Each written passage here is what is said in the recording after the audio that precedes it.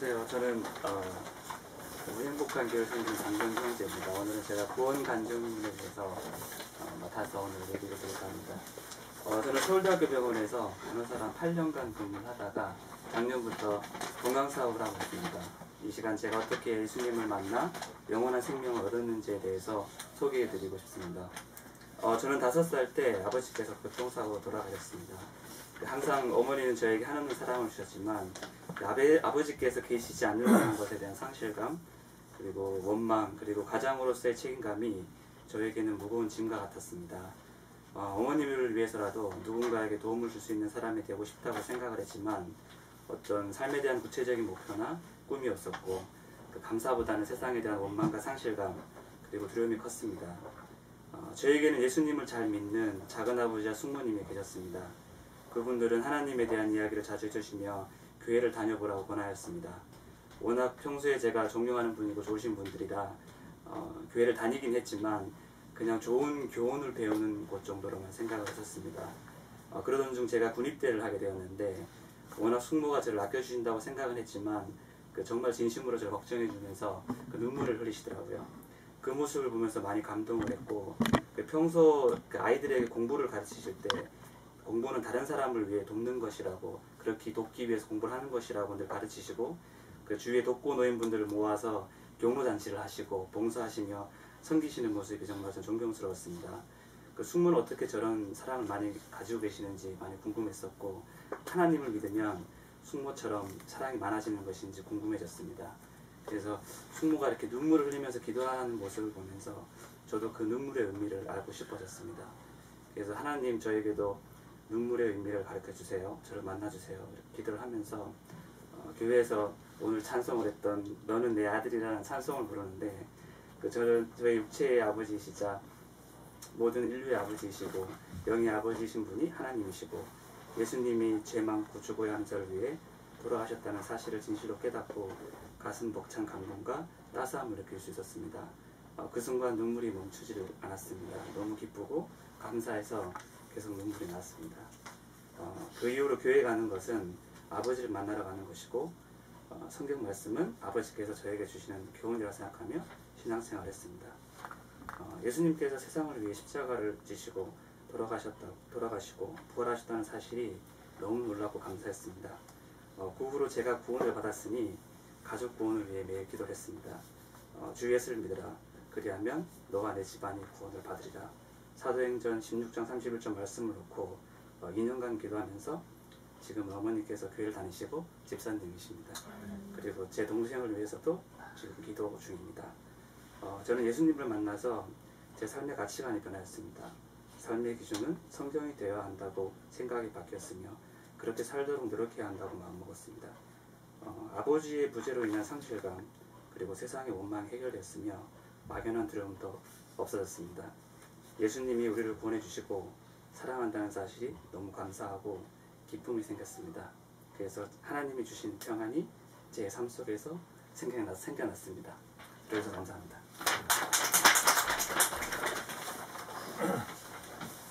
반갑습니다. 감사해요. 예수님 알지 못하는 사람들이 보는 유일한 성경이 있대요. 그것은 그리스도인의 삶이라는 성경입니다. 그분들이 직접 성경을 사서 성경을 읽을 필요는 없잖아요. 그런데 그리스도인의 삶에 새겨진 그 삶에서 빚어져 나오는 그런 성경은 굉장히 강력한 도전을 불러일으키고 능력이 되는 것 같습니다. 감사합니다. 자, 우리 같이 성경 보겠습니다. 요한복음 3장 16절입니다.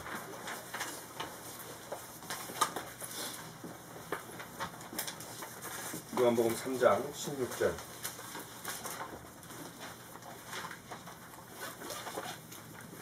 한 절밖에 안 되니까 다 같이 같은 목소리로 함께 읽겠습니다. 시작. 하나님이 세상을 이처럼 사랑하사 독생자를 주셨으니 이는 그를 믿는 자마다 멸망하지 않고 영생을 얻게 하려 하심이라. 자, 오늘 제목이 뭐죠? 네, 화면을 보세요. 이처럼 사랑. 성경 말씀에 있는 또 한 귀절을 제목으로 삼았습니다. 이처럼 사랑. 여러분, 사람들이 제일 좋아하는 단어가 뭘까요? 사랑. 네, 또 세상을 움직이는 가장 큰 힘. 사랑. 네, 사랑입니다. 그래서 사람들은 누구나 사랑을 받고 싶어하고 또 사랑을 주고 싶어하죠. 사랑, 그것의 구체적인 표현인 선물, 그리고 그 사랑과 선물을 연결해주는 고백. 그렇죠? 이런 사랑과 선물과 고백이 듬뿍 담겨있는 오늘을 사람들은 발렌타인데이라고 말합니다. 잊으셨어요? 사랑과 고백과 선물이 강조되는 이날, 세상을 향한 하나님의 위대한 사랑, 말의 고백을 넘어선 위대한 헌신, 그 헌신이 빚어낸 위대한 선물, 여러분들에게 소개하고 싶습니다. 우리를 향한 하나님의 사랑 고백에 귀 기울이는 시간이 되었으면 좋겠습니다. 아멘. 자, 여기 한 장의 사진이 있습니다. 여러분 보셨을지도 몰라요. 중국 스촨성 대지진 하루 뒤인 2008년 5월 13일 오후, 구조되는 폐허 속에서 20대 여성을 발견했습니다.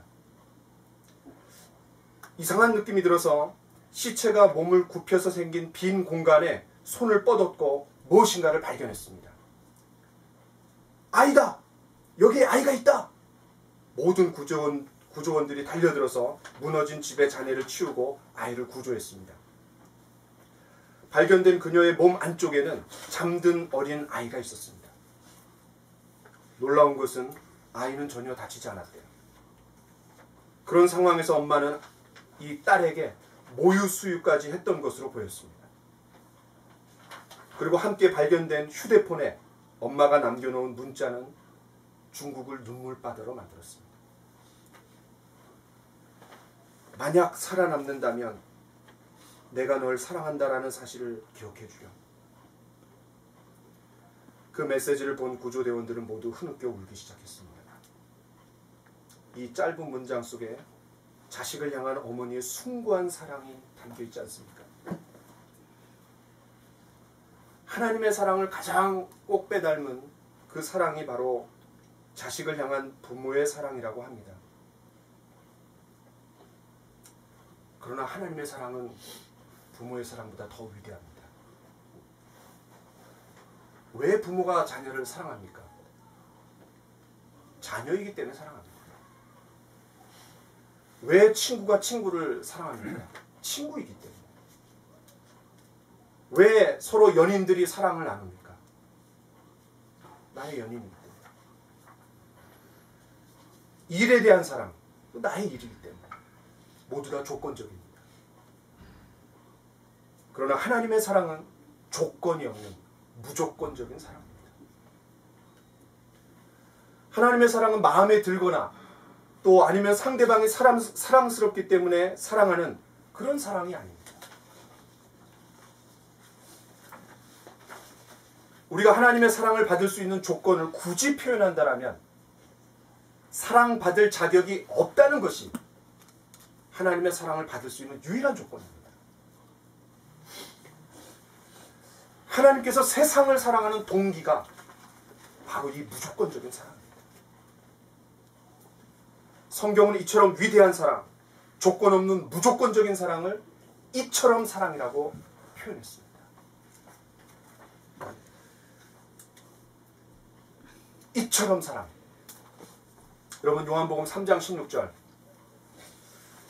이 성경 구절은 모든 그리스도인들이 가장 좋아하는 성경 구절이고 또 사랑하는 말씀입니다.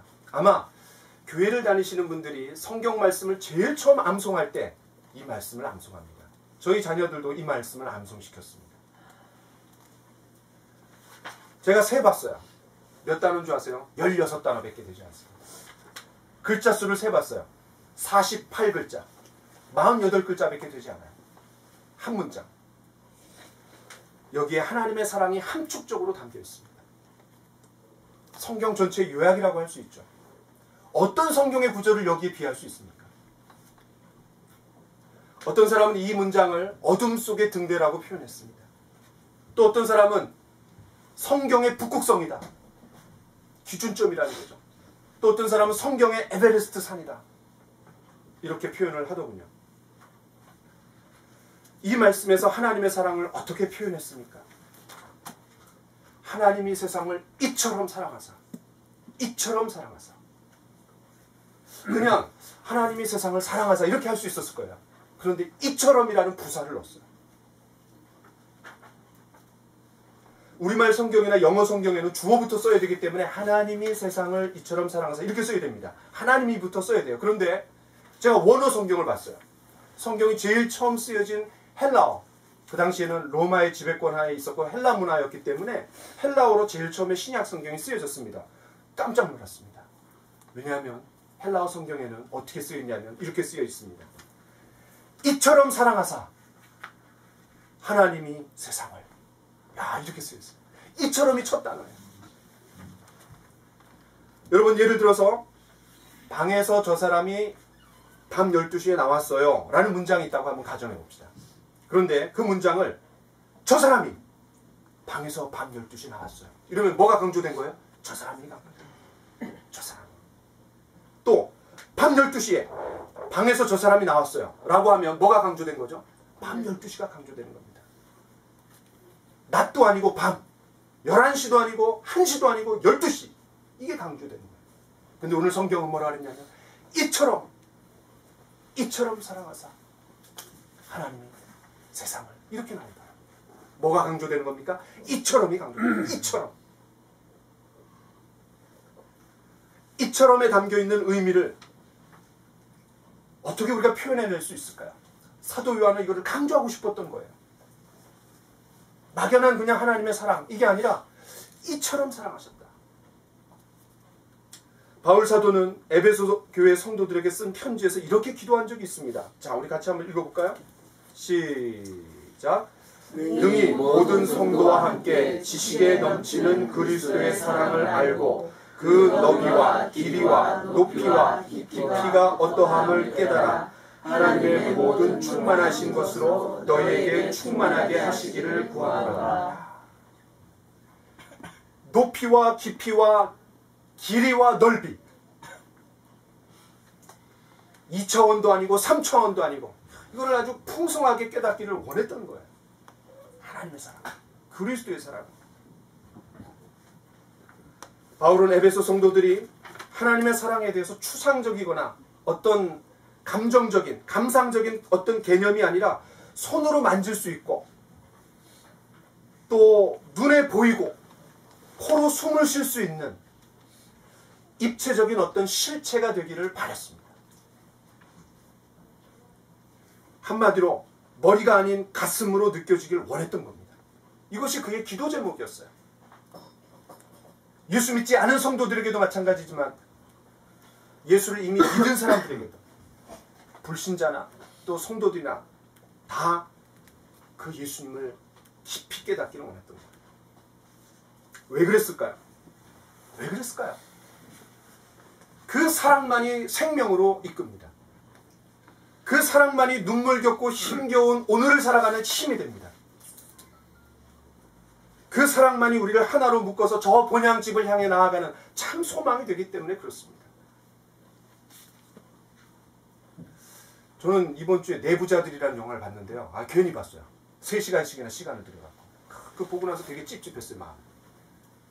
언론과 정치와 이 경제, 이게 그냥 유착이 돼갖고 이 사회를 이끌어가는 모습을 보면서 이 참 소망이 없다. 여러분 보지 마세요. 별로 은혜가 안 됩니다. 영이 깨끗해지지가 않아요. 사랑만이, 주님의 사랑만이 이 세상을 살아나갈 수 있는 힘이 됩니다.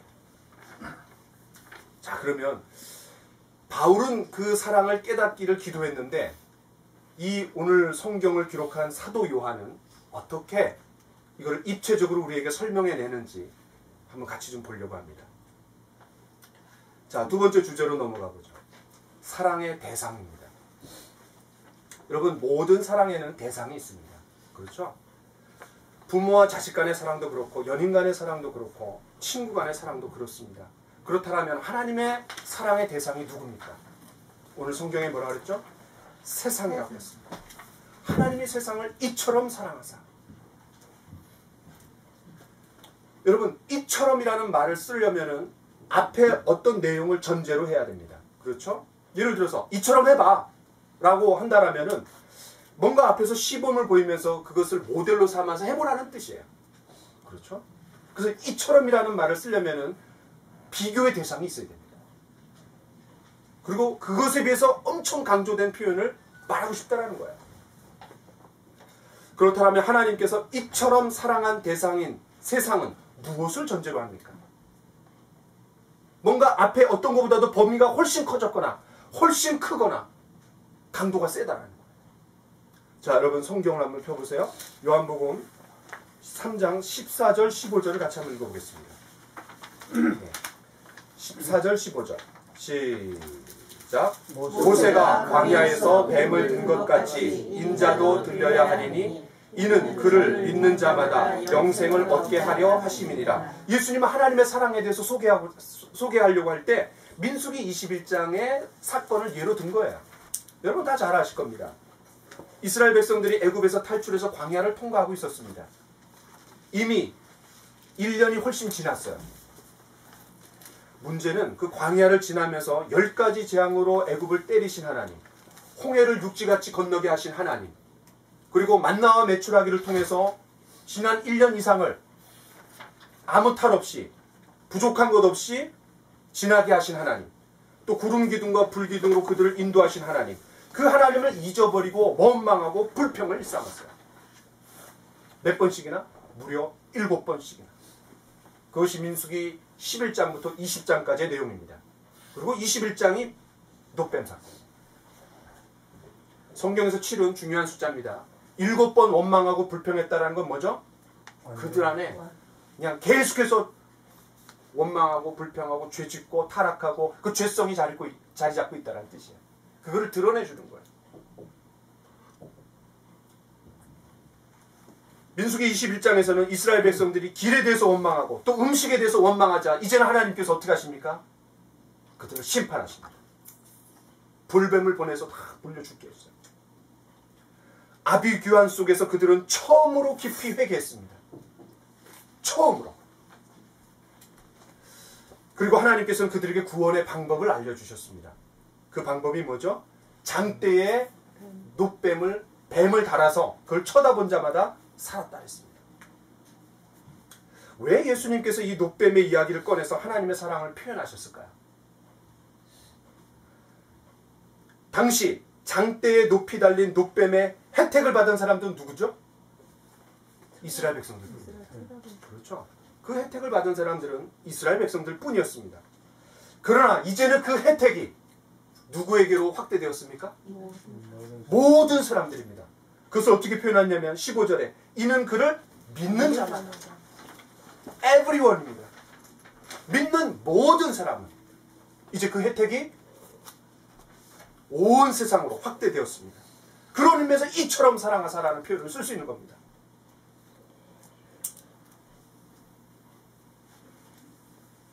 그런데 궁금한 점이 하나 생기죠. 이스라엘 백성들은 7번이나 원망하고 불평했지만 저와 여러분들은, 세상 사람들은 그렇게 원망하고 불평한 적이 있나요? 그 당시에 원망하고 불평하진 않았잖아요. 우리도 그 시대를 살고 있지도 않았고. 그러면 제가 질문을 하나 한번 해보겠습니다. 여러분 창세기 3장, 그 다음에 민수기 21장, 요한복음 3장, 요한계시록 12장 공통점이 뭘까요? 요 네 본문의 공통점이 뭘까요? 모두 다 뱀의 이야기입니다. 신기하죠? 모두 다 뱀의 이야기. 창세기 3장, 여러분 잘 아시듯이 사단이 뱀을 통해서 아담과 하와를 유혹했습니다. 그 뱀은 최초의 인간에게 최초의 인본주의를 가져다 줬습니다. 최초의 인본주의를 가져다 줬어요. 왜 이스라엘 백성들이 악한 말로 원망하고 또 먹을 것을 가지고 불평하고 지도자에게 불평하고 가나안 땅 백성들을 보고 겁에 질려서 다시 돌아가겠다라고 원망하고 또 당을 지어서 불평하고. 왜 그랬습니까? 뱀이 가져다 준 인본주의 때문에 그렇습니다. 여러분, 죄가 뭡니까? 살인하고 강간하고 사기친 게 죄입니까? 물론 그건 죄죠. 이런 죄들은 다 죄의 열매들입니다. 그럼 죄의 뿌리는 뭡니까? 결국은 뿌리에서 열매가 나오는 거 아니에요. 죄의 뿌리는 우리를 창조하신 하나님에게서 떠난 것이 죄의 뿌리입니다. 죄의 출발입니다. 죄의 근본입니다. 그런 의미에서 이스라엘 백성들이나 7번이나 원망하고 불평했던 이스라엘 백성들이나 여기 앉아있는 저와 여러분이나 다를 바가 없습니다. 내 머리 믿고 내 주먹 믿고 내 방법대로 내가 하나님에 대해서 사는 것, 그것이 바로 죄의 시작. 성경은 이렇게 말합니다. 우리 같이 한번 읽어볼까요? 시작. 내 백성이 두 가지 악을 행하였나니 곧 그들이 생수의 근원되는 나를 버린 것과 스스로 웅덩이를 판 것인데 그것은 그 물을 가두지 못할 터진 웅덩이들이니라. 여러분, 죄의 출발점은 생수의 근원 되신 하나님에게서 떠나는 겁니다. 여러분, 생수에서 떠났기 때문에 갈증이 생겨요. 그 갈증 때문에 어떻게 하죠? 또 다른 구덩이를 팝니다. 그러나 그 구덩이는 물을 저축지 못할 터진 웅덩이라는 거예요. 많은 사람들이 하나님께서 떠났기 때문에, 진정한 행복과 만족의 근원에서 떠났기 때문에 어떤 구덩이를 파죠? 어떤 웅덩이를 파죠?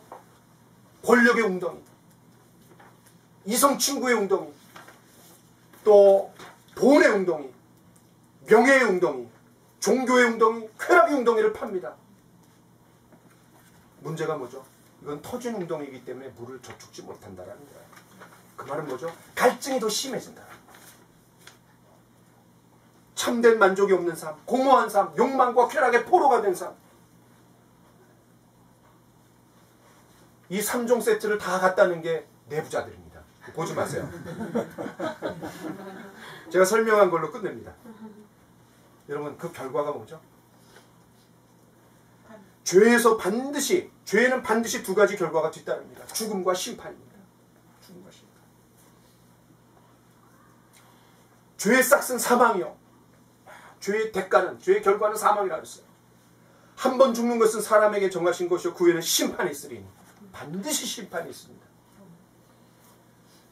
때문에 원망하고 불평하면서 불뱀에 물려 죽은 이스라엘 백성들이나 하나님을 떠나서 내 주먹 믿고 내 머리 믿고 내 가슴 믿고 내 방법대로 내가 하나님이 되어서 살아가는 사람들이나, 그 모든 사람들은 죽음에 이르는 병에 걸렸습니다. 우리가 왜 늙죠? 왜 아프죠? 죽음에 이르는 병에 걸렸기 때문에 죽어가는 겁니다. 아파가는 거예요. 우리는 영원한 사망을 향해서 뚜벅뚜벅 걸어가는 인생이 되고 말았습니다. 이 모든 세상 사람들이 하나님의 사랑을 필요로 합니다. 그래서 하나님이 세상을 그 혜택이 세상으로 확대됐습니다. 그렇다면 이 죄와 죽음과 그리고 심판의 문제에 대한 치료책이 뭡니까? 이스라엘 백성들에게 치료책은 놋뱀이었습니다. 우리 모두에게 치료책은 뭡니까? 이제 세 번째 주제로 사랑의 방법입니다.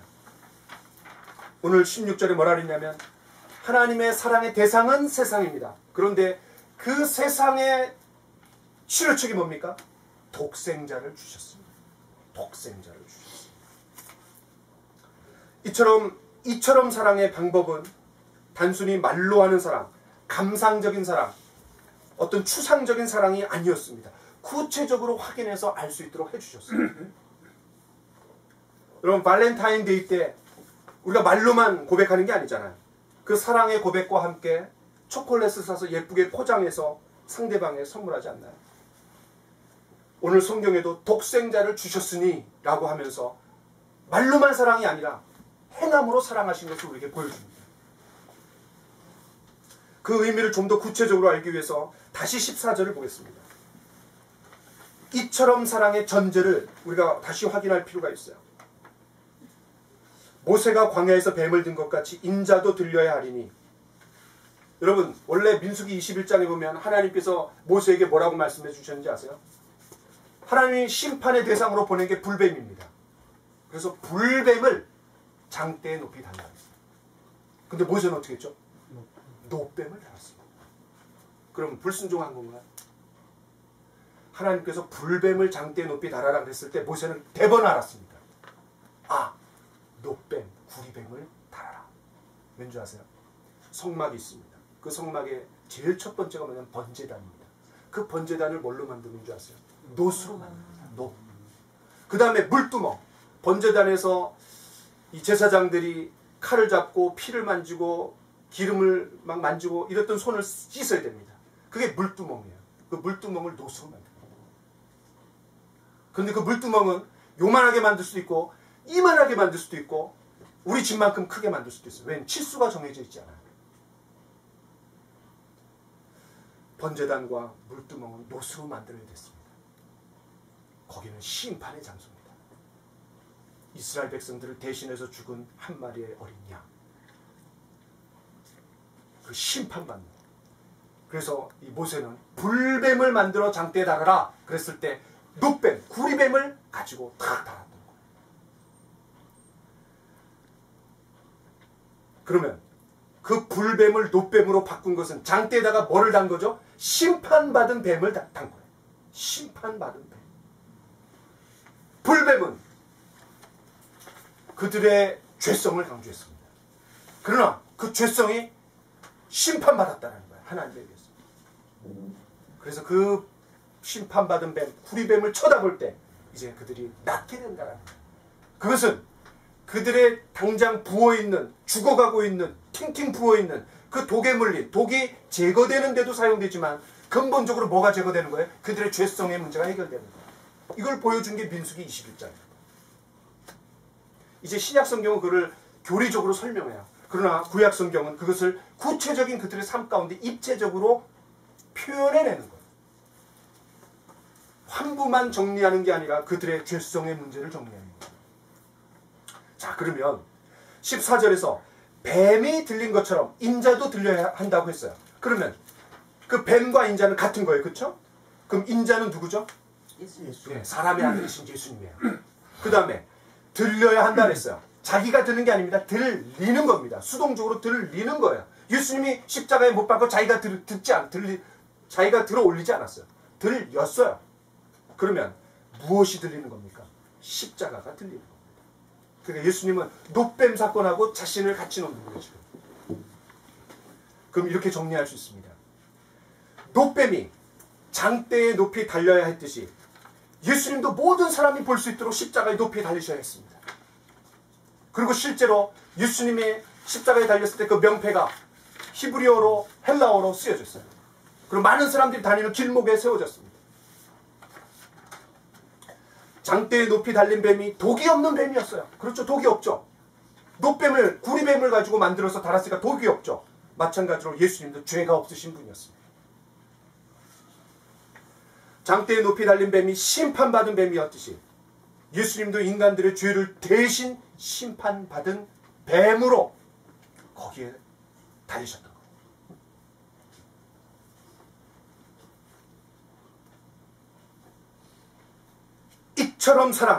이처럼 사랑은 노뱀 정도가 아니라 하나님의 아들 예수 그리스도, 그걸 독생자라고 표현했습니다. 하나밖에 없는 아들 독생자 예수 그리스도, 그를 주신 거예요. 이처럼 사랑의 비교의 대상이 훨씬 커진 겁니다. 훨씬 파격적인 겁니다. 그래서 사도 요한은 이처럼이란 말을 쓸 수 있었던 거예요. 단순히 구리뱀이 아닙니다.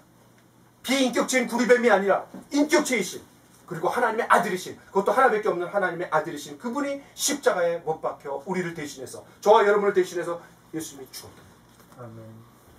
그래서 이처럼이란 말을 쓴 거예요. 이처럼. 그래서 이처럼이 강조하는 것은 독생자입니다. 독생자. 독생자를 주셨다라는 거예요.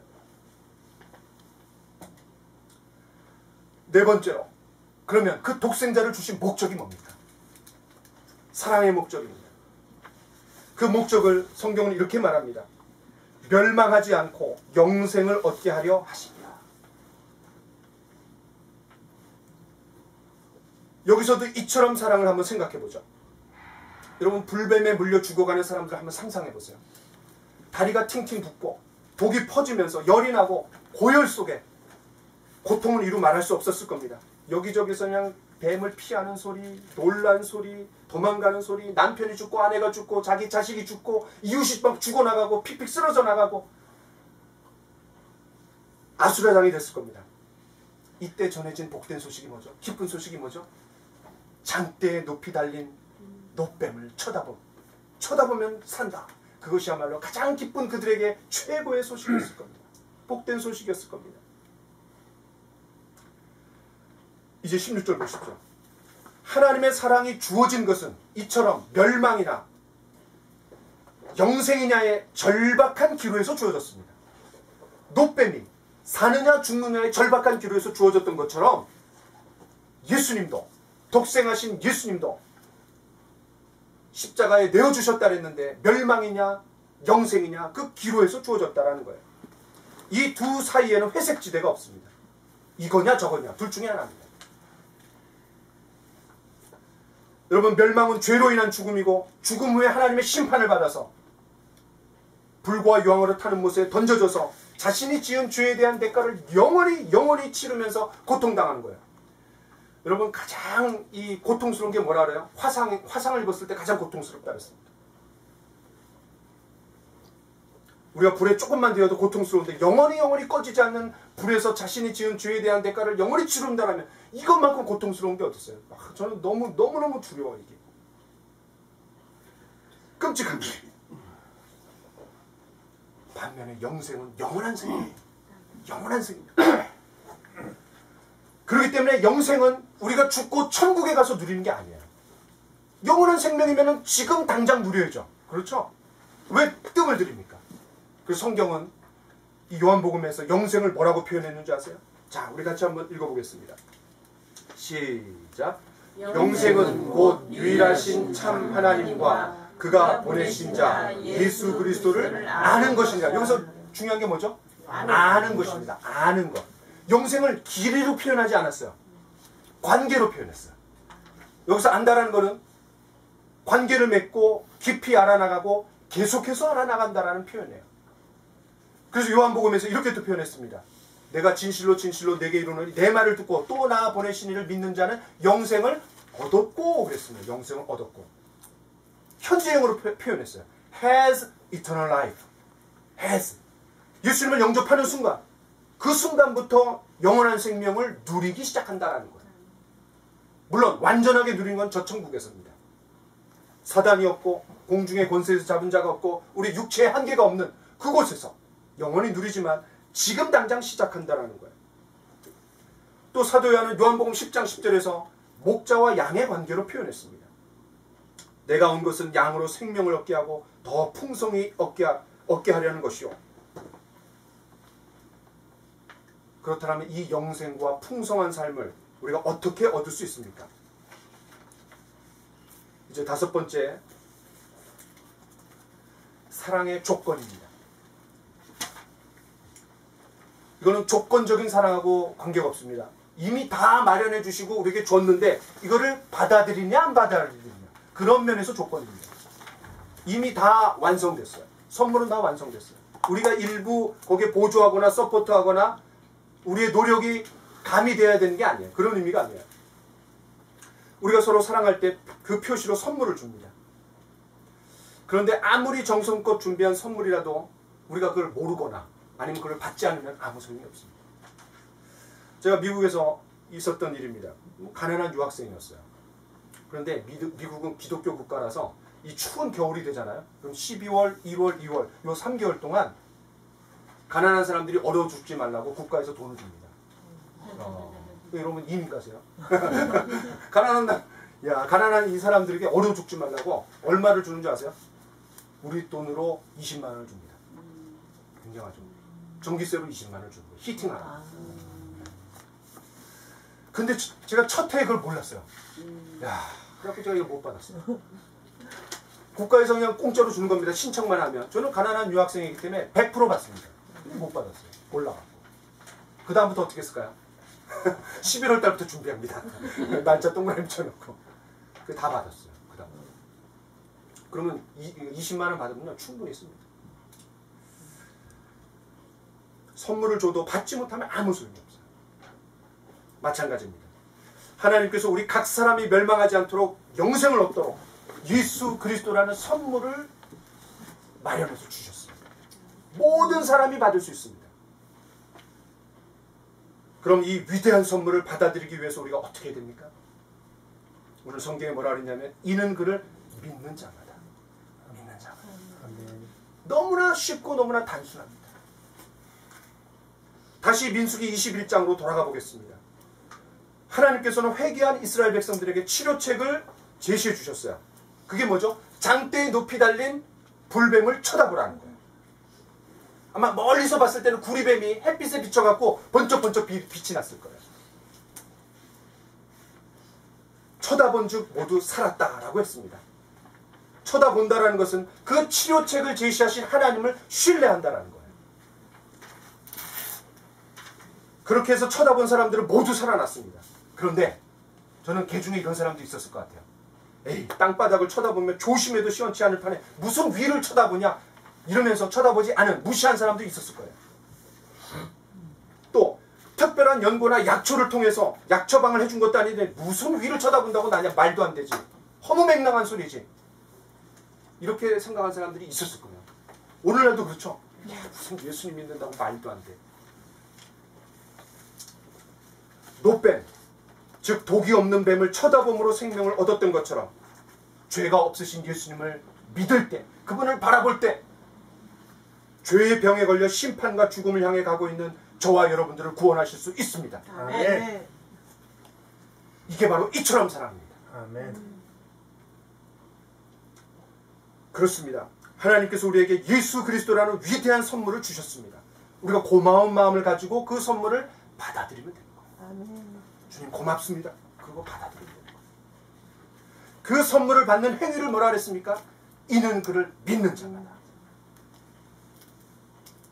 요한복음에 믿음이 참 많이 나옵니다. 몇 번 나오냐면 98번 나와요. 그런데 모두 다 동사입니다. 동사. 명사는 추상적이죠. 개념적인 언어죠. 동사는 구체적인 행위입니다. 구체적으로 내가 감사하면서 인격적으로 예수님을 내 마음의 구세주와 주님을 모셔드립니다. 이 믿음은 두 가지를 전제합니다. 첫 번째, 지적인 동의예요. 그 다음에는 마음의 신뢰입니다.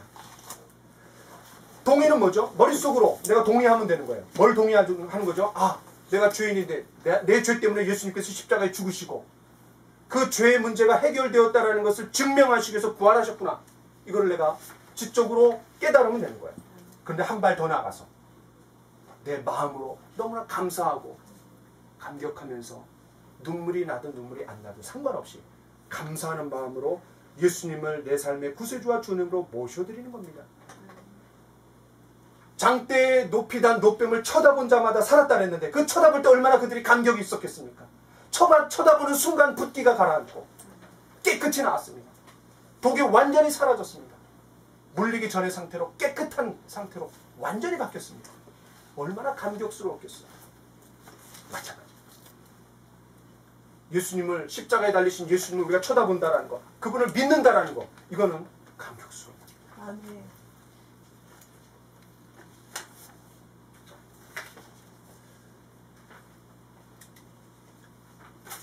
이처럼 사랑을 받아들이고 영원한 생명을 얻은 한 사람을 제가 소개하고 오늘 시간을 마치려고 합니다. 지난번에도 제가 좀 소개했는데 또 소개하려고 해요. 자, 여기 가운데 조그만 아이가 누구죠? 평화. 예, 평화합니다. 야, 다행이죠. 예. 옷을 그래도 입고 있어갖고. 예. 그 옆에 있는 사람을 좀 주목해 주세요. 그의 이름은 세리 깐짜나코슨입니다. 태국 유학생입니다. 그 태국 유학생 세니가 제출한 시험 답안지를 저는 잊을 수가 없습니다. 시험 문제 중에 하나가 각자 거듭남의 경험에 대해서 서술하라. 쓰기만 하면 그냥 점수를 주는 거예요. 점수를 주려고 내는 시험 문제예요.